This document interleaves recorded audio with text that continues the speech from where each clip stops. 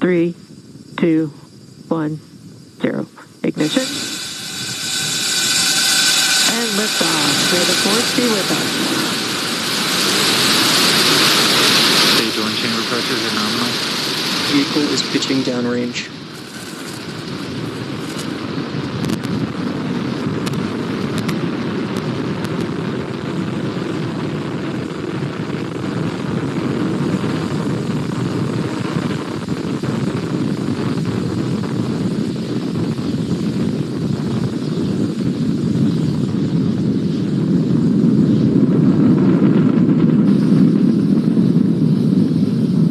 Plus 40 seconds into flight, Falcon 9 has successfully lifted off from our pad 39A at the Kennedy Space Center, carrying a stack of Starlink satellites into orbit. Coming up, we have just throttled down for the point of maximum dynamic pressure, or max Q. That's when we experience the highest structural loads on the vehicle. That's from the combination of how fast we're moving through the Earth's atmosphere. Falcon 9 is supersonic. Increasing our velocity as the density of the atmosphere continues to decrease.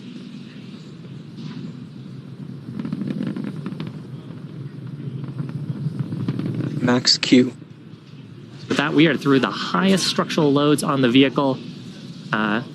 Upcoming in about a minute, we'll have 3 events happening back to back. First of those will be main engine cutoff, or MECO. That's where we will shut down all 9 of those Merlin 1D engines to slow down the vehicle in preparation for stage separation. That's the next event where the first and second stages will separate. Stage 1 starting to make its way back down to landing, and Stage 2 will continue on with the third event, second engine start number 1, or SES1. That's where the Merlin vacuum engine will ignite and then continue to propel the second stage along with the payload to orbit. You heard the call there for MVAC engine chill. That means we've started flowing a small amount of propellant into the turbo pumps on the Merlin vacuum to prepare it for the full flow of when we perform second engine start. So coming up shortly, about 2.5 minutes into flight, main engine cutoff, followed by stage separation, and then shortly after, second engine start number 1.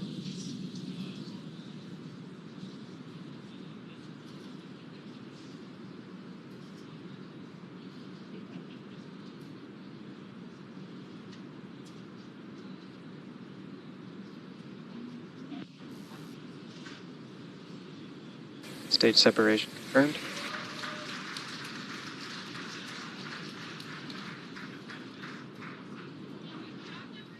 SpaceX launched a new batch of Starlinks Tuesday using a recycled Falcon 9 rocket to ferry the Internet's satellites to space.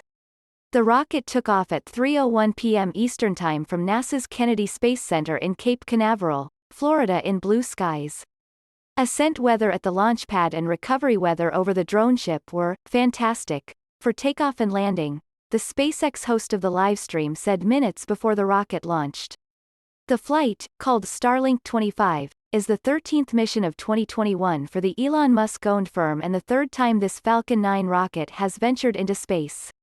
The Falcon 9 rocket ignited its 9 Merlin engines just before takeoff, sending a massive white cloud blowing from the base, and then it headed off to space.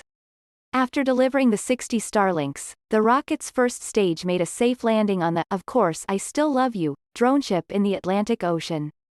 Musk, a Star Wars fan, named SpaceX's Falcon 9 after the Millennium Falcon from the popular film. SpaceX has launched a number of Starlinks each month this year, as part of Musk's master plan to have 1,500 of the devices orbiting Earth by the end of 2021. This will allow SpaceX to provide better, faster internet to its more than 10,000 current paying customers.